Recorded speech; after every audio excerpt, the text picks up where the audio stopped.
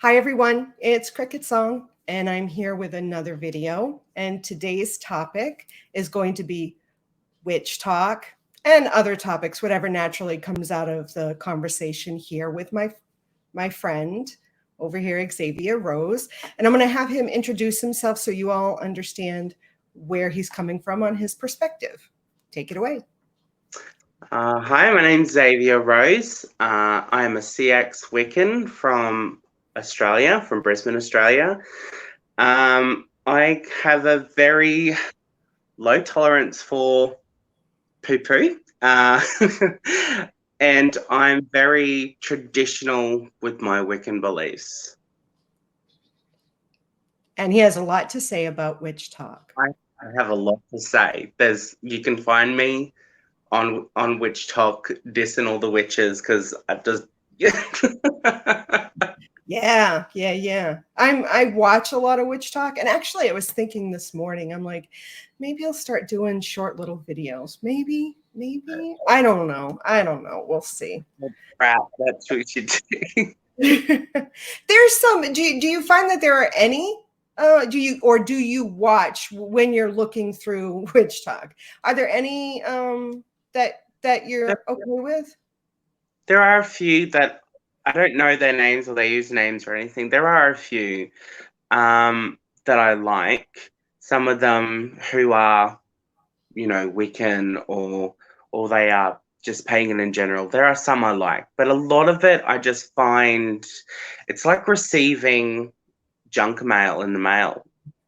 That's what I find. It's like old stuff that people can find with a Google search and things that aren't relevant to witchcraft that they'll put in, which we're going to get into. But find some things are just not worth posting. You commented on someone's witch tip about the bay leaves. Yeah, so what are your thoughts about like witch tips like that? Do you find that? Yeah, I like them. Witch tips like that, this is how I, my daily practice, like when I'm making my coffee and I'm stirring it clockwise and I'm thinking of good intentions. Those are great tips for like beginners who are coming into the craft. Right. That's great. Setting, like, some people wake up and will pull an affirmation out of a deck of cards. Yeah. And that's great, The Bailey thing, what I thought was funny was that in Australia, kids will write wishes on gum leaves or eucalyptus leaves, dry eucalyptus leaves, and blow them to the wind, and will be granted. I just thought that was funny because, the bay leaf thing, I just thought that was an Australian thing with eucalyptus leaves, but yeah, when I first started learning about witchcraft, that was like one of the first spells I learned. And because I had never heard of that prior to getting into witchcraft. I don't know if other people here or even in Massachusetts knew that, but I never knew that. What we used to do as kids is because dandelions are prevalent over here. So when it's the white fluffy stuff, that we used to blow and make wishes and send it off into the wind. But I never thought that was witchy again until I got into witchcraft, and I'm like, oh, or blowing out birthday candles. I never thought that was witchy. Yeah, like every witchcraft book will have, well, have you ever made a wish on a birthday candle? It's like, okay, but is it magic? Does the wish count if it's one of those trick candles that reignites, or does it mess think so. So many questions to mundane things that people say are magic, but I agree, like making a wish and blowing out a candle. I think especially when you're a child. Oh, absolutely. And you really, I don't know about you, but when I was a little kid and I made my birthday wish, I really wanted that to come true. But then my wishes weren't these huge trip to Disney World or whatever. It was like, I really wish that the girl next door would be my best friend or things like that. I've always been kid. I always wish for the world to be chocolate. So Well, see. So yeah, so let's get into those things that really just irritate you on WitchTok. yes. So there are things in particular that do irritate me. And I think it comes from that whole traditional, sense of my background in Wicca. See, I wasn't always Wiccan. I started Wiccan and then I left Wicca, was just generally pagan, and then came back to Wicca when my health deteriorated because I found solace in my roots of Wicca.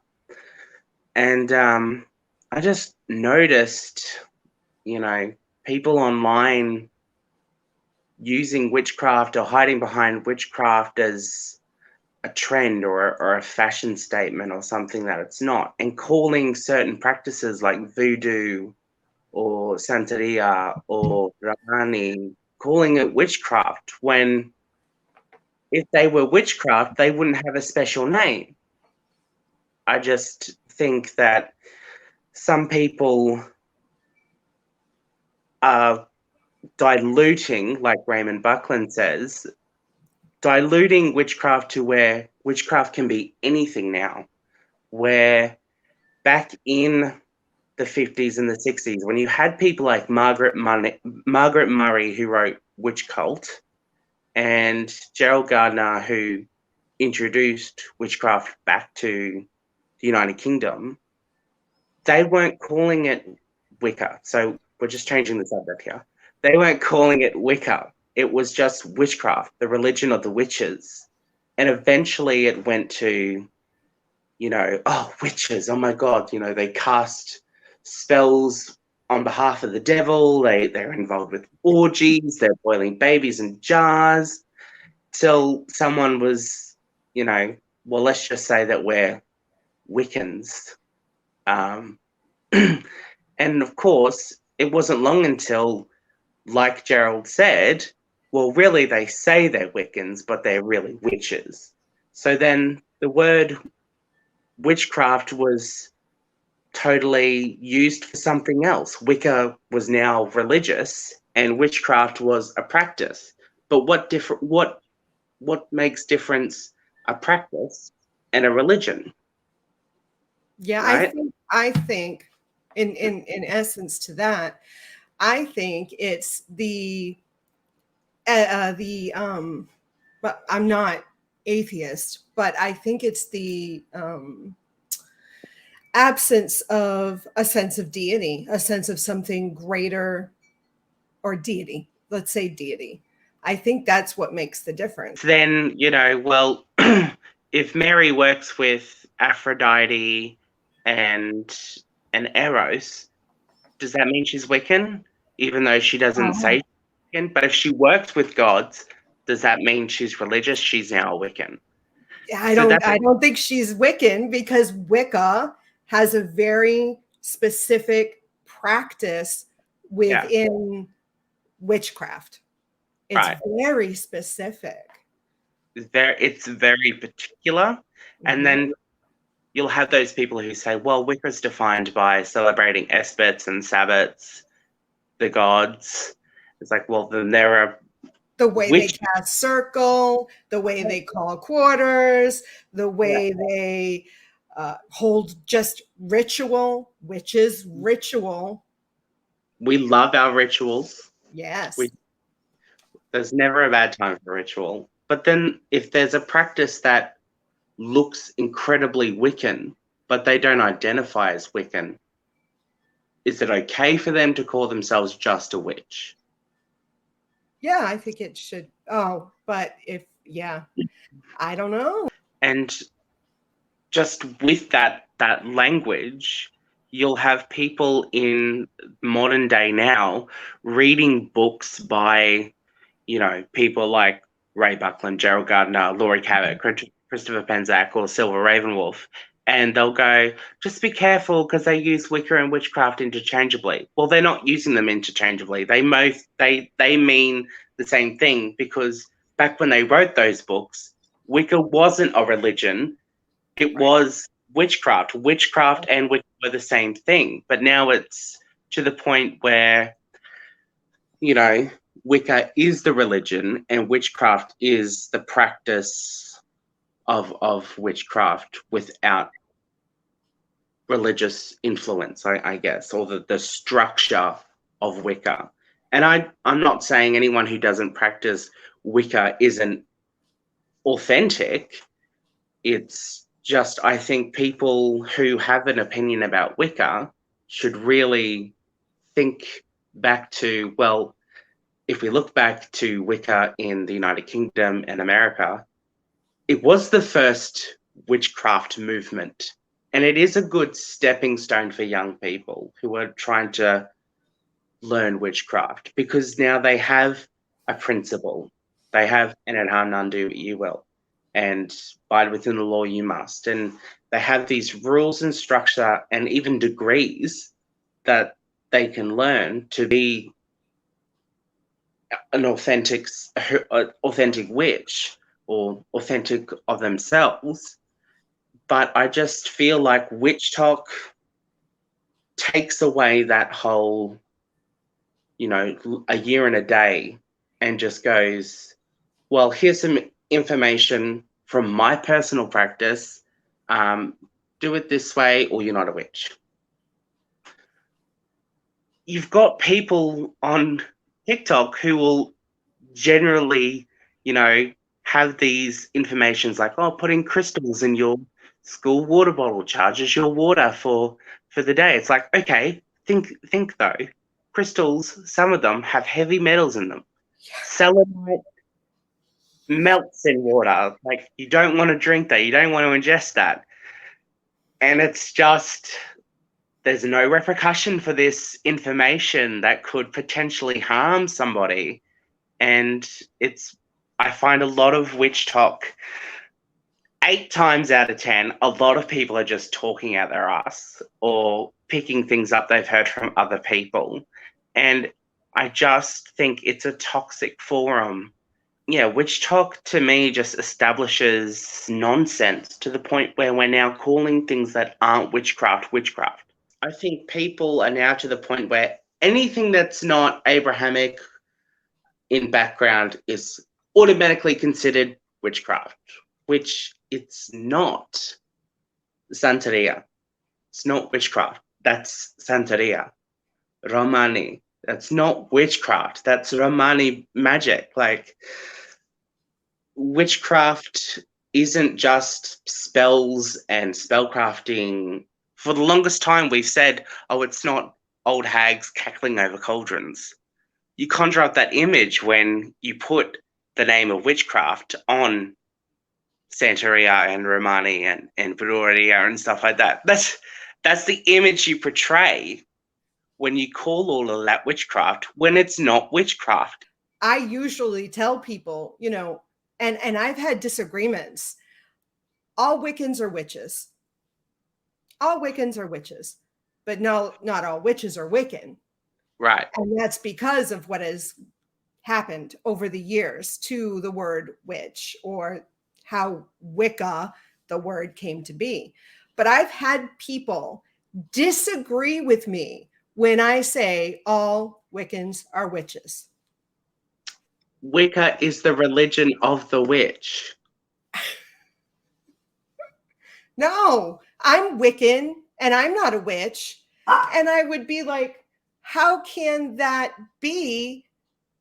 How can that be? And they responded that they practiced the spirituality of Wicca, but did not do magic.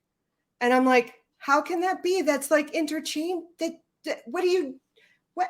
I don't know. I can't even imagine what it is that they're doing.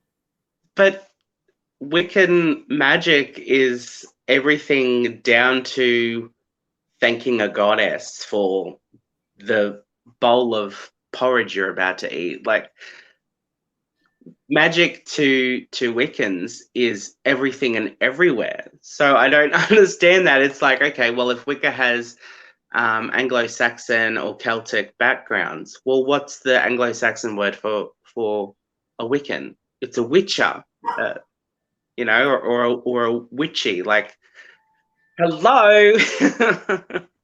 I just, some people, you can debate and debate. It's like a lot of people say, you can have 3 pagans in a room, ask them what witchcraft is, and you'll get 8 different answers. Yeah, I agree. So, yeah, I totally agree. So, which is when I have conversations with other people, what I like to do is try to get their definitions of the word. Because if I say Wicca, I'm thinking of the whole witchcraft and the whole practice of Wicca that we know of today, the ritual and everything. Because I ran into people who would say they were Wiccan but not witches. Right. We're not on the same page. How can we have a conversation about your religion if we're not meeting minds? How can we even understand each other if we're not even using the same definition? Right. And it just goes to show that the way people are learning the craft are from people who have no they have no authority in Wicca or witchcraft. They're just, I hate to say it, you know, eclectic practitioners who grab and take things from other traditions and then call it witchcraft, you know, and they don't study a foundation of witchcraft, but then think that it's okay to teach witchcraft or Wicca after utilizing everyone else's information. Yeah. Which is where teaching a seeker Wicca, bare bone Wicca foundations is a good step in the right direction, because you have all these people out online who follow an eclectic path, and a lot of what they say may not fit with a young person because it's structured in a proper way. It's structured to the thoughts, feelings, and connections or vibrations of another person. What jives with me may not jive with you. Right. So I think, I think that there's something to say about traditions. I've always felt that they're traditions for a reason, you know, whether they work for everyone or not, they're there for a reason. And I think an individual can learn a lot from traditions and tap into an energy that has been built up. It's like a pool of energy that you can pull from when you work magic the same way. But there is also something to say about adding your energy, your perspective, your thoughts. And for me, being an eclectic witch, it's not just pulling everything that I think is cool or I like, but interweaving it with what I'm already doing, what is in existence. So that means learning. If I'm pulling something from a different religion or a different magical practice, what about that resonates with me? What about that? What's the history of that piece? yeah, if we're talking about things like closed practices and changing traditions, you haven't met a closed practice until you've met a Gardnerian. They are tight-lipped with their beliefs. Everything is under a law of secrecy. So anyone who thinks, well, I'm going to change your tradition, it's a tradition. It's a tradition and it does not change.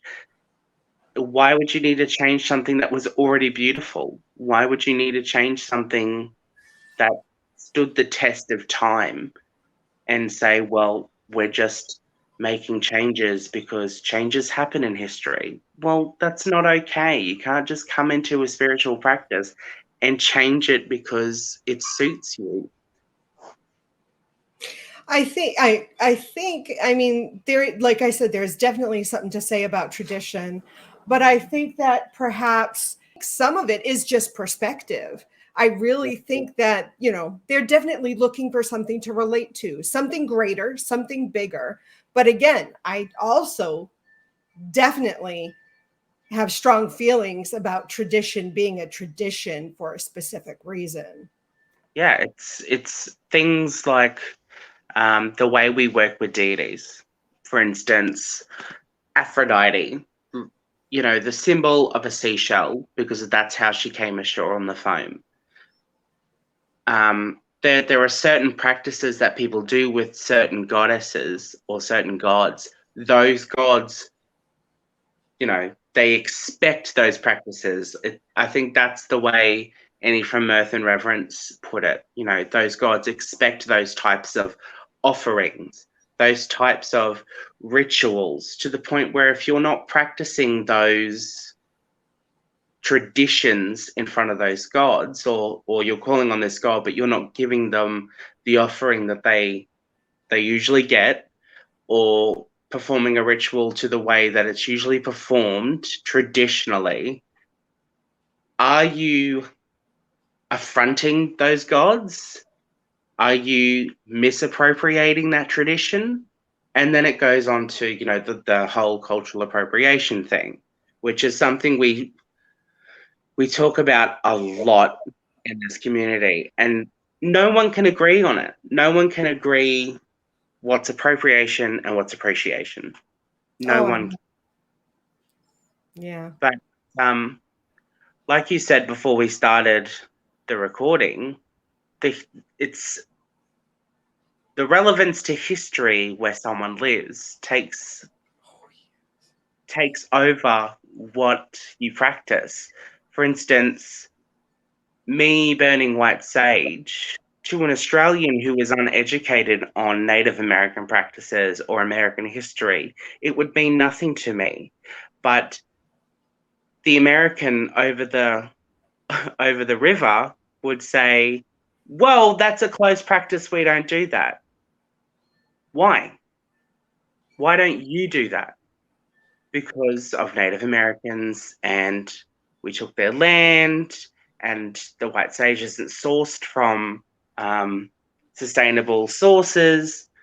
Okay, but where I come from, if the white sage is grown from where I am, and my country doesn't have that history of enslaving natives, which it does historically in a way, but the point I'm making is, You got to look at the context.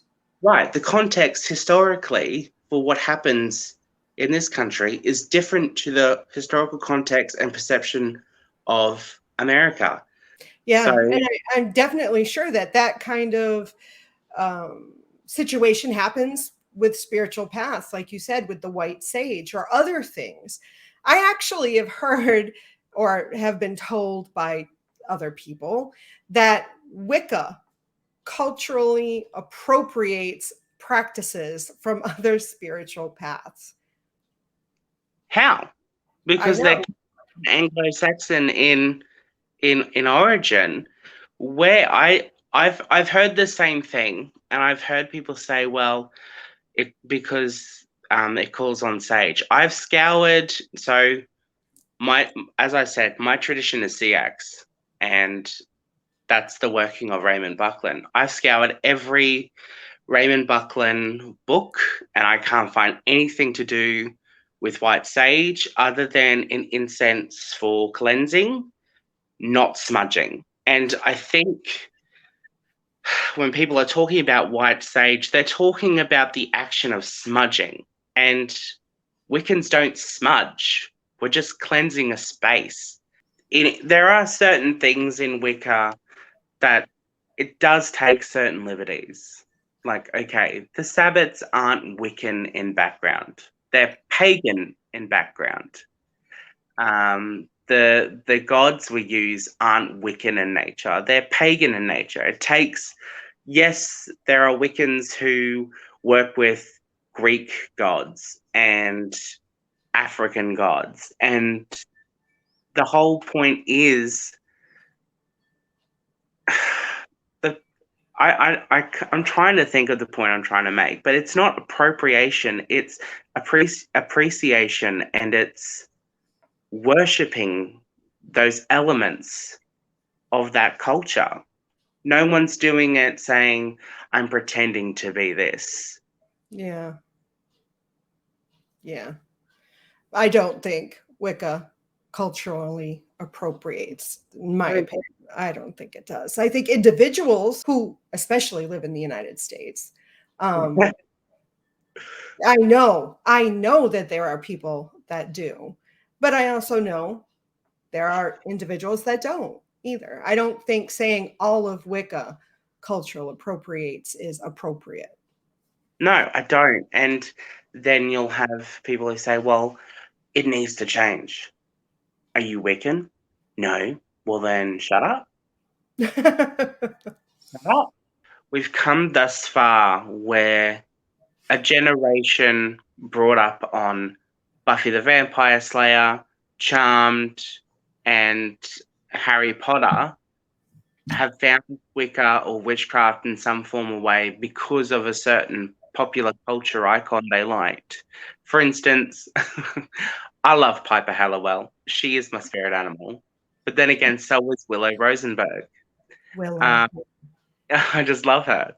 But you know, and there's nothing in popular culture today that I can think of that would attract that sort of doe-eyed teenager to witchcraft or Wicca. But somehow they're being drawn in, and you know, is it the change that we're seeing in culture where there are certainly people who recommend, you know, having a book of shadows on their phone. There's apps for it on the App Store now. Um, People who, you know, talk about having, you know, a techno pagan coven, you Yeah. know, a coven online, you know, but is that enough to draw people in? Is that enough to, and should anything change, or is it beautiful the way it is? Do we want to attract authentic people who come in for what it is, or are we changing it, or is there a change happening because people want to, you know, Make it easy. yeah, I think perhaps individuals that may be attracted to witchcraft because of popular culture may come in, but I really wonder how many of them will stay because it does require work, effort for things to happen, for things, real change to occur. yeah, I totally agree. I think in this modern age where we've got technology at our fingertips and everything is so instant, we don't even have to leave our houses for groceries to be delivered. That's, you know, the lazy generation. They want things instantly. Lighting a candle, oh, he'll be my boyfriend. You look online at these websites where teenagers are posting, you know, spells and things, and it's a spell to make Harry Styles fall in love with you. Okay, you don't know Harry Styles, so there's no work to be done there, or there's quite some work to be done, you know, or you know, spells to be a mermaid. What are you hoping to achieve, Angelica? Like, what are you trying to achieve? Um, it's also setting the boundary of what's realistic and what is just TV magic as well. Because I think some people, if you look at, there's this old interview with Scott Cunningham and Raymond Buckler, and I can't remember it, some talk show, and they asked them, "Can you perform some magic for us?" You know, and Scott says, "Well, we perform our magic the same way any Catholic priest would, you know, with the altar with frankincense and myrrh. Would you ask a priest who comes on here if he's really a priest, if he couldn't preach a sermon in front of everyone, you know? It's, you know, what's real, what's movie magic, and if people aren't satisfied with not getting the movie magic or getting the instant spell, you know, are they going to leave? And I think we'll find that people will leave. I knew people in high school who were Wiccan, and they're not today. They're atheists. They don't even, talk about religion. And I catch up with them and they'll go, "Oh, you're still into that Wicca." I'm like, Yes, it's my life." So, I've put a lot of hard work and dedication into my spiritual path. So Mhm. why would I abandon it? I put in the year and a day, and I've worked on who I am as a person inside this shell before, you know, reincarnation or the Summerland. So, who's leaving because they really don't want to be here, and who's staying because they find beauty in our community. Yeah. I wanted to touch base on that topic you brought up with spellcrafting, movie magic versus realistic magic. And I think even in that contrast, you want to look at magic that works for you as opposed to magic that works for someone else. So, Right, say we do have realistic magic, we're going to create a change within our own reality. The change that I'm able to create in my reality may not be the change that you can create in your reality, you being the general you, because like you were saying, developing the inner self. I've done work on myself where maybe if I'm doing a specific magic spell on my altar, my manifestation may happen, a few days, where someone else who hasn't done the internal work, who's trying to cast a spell that really isn't aligned with what they truly want, will mm, never manifest. right. And it's also the doing a spell on a whim. Like, a spell takes a lot of hard work. It takes correspondences, planning, lunar phases. It takes a lot of hard work to do magic. And I think people are just coming into this thinking, well, I'm just going to cast a spell and it's going to be done. That's it. Wrong. you know, there's a lot of hard work that goes into it, and like we've both said, what I've done is entirely different to someone coming in new, who doesn't understand the work that needs to be done in order to work magic the way that we do. Yeah. I could also suggest that, if you're not using correspondences, because I do believe that spell working can be done without correspondences, but I would still fall back into that internal work. If Right. for example, if I want money and I'm going to do a money spell, but I'm unemployed, not seeking employment, I am just sitting in my house, I'm going to light a green candle, go back, sit on the sofa, watch Netflix, and eat pizza and just chill. And I'm not doing the mundane work and I'm not putting in that effort. Even if I'm not using any other correspondences than that green candle, it's not going to manifest for me. Putting in the Whereas if I've done inner work, I believe I'm able to get that money. I believe I have the ability. Maybe I am doing something. Maybe I'm doing tarot readings I'm open for tarot readings and I'm looking at ways to save money. Maybe all I need to do is light that green candle, but there's other things I'm actually doing to make that spell work. right, and actions speak louder than words.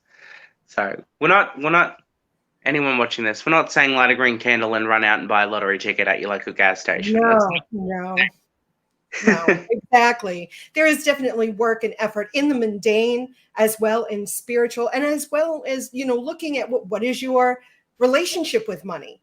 Do you believe you are worthy of money? Do you think money is dirty and only greedy people want money? I mean, your feelings towards whatever that spell working is going to either hinder or open the gateway for you. right. And what's your history with money? Are you likely to gamble it away? You know, Exactly. so there's just so much, and I don't think, going back to WitchTok, I don't think they teach this. Just so much you can teach in 3-minute video. It's okay to want to practice magic, but I just don't think the term witch should be used because one person practices magic. I just think the word witch is just totally different to what it was when I started my year in a day. Probably very different to what it was when you started your path. Now it just means anyone who practices magic. And I just don't think that is so. Just because you say you are a witch does not mean you are one. Yeah. Like I said, I think actions speak louder than words. But And I think like on that same sort of train of thought, I think that, I mean, if you sort of look at what kind of magic you're practicing, or you want to be a witch but you don't want to put in the effort, then again, self-reflection. What is your motive in wanting to be a witch? What is the underlying desire that you have? Maybe you really don't want to be a witch. Maybe you're seeking something else out in your life. Or maybe you really love high magic. Maybe you really love the big workings, or maybe you're called to do something else. I definitely believe in the words hold power. I definitely believe in that. But I do believe you have the right to call yourself whatever you want too. So I don't know. Well, Aleister Crowley practiced magic and he didn't call himself a witch. No, he didn't. So there's that. That's really what I mean by, there are people who practice magic, they don't call themselves witch, and it's okay to not use that label. Thank you for coming on and discussing these topics with me. Absolutely. I had lots of fun. Thank you for listening to my ramblings. I think sometimes I can get a bit passionate, but no, I felt very comfortable here talking. So thank you very much for having me. Yay. If you ever have another topic you want to discuss, you know where to find me. Absolutely. And I think there'll be more to come. More to come. Okay. Thank you, everyone, for watching. And until next time, I love you. Mwah. Blessed be.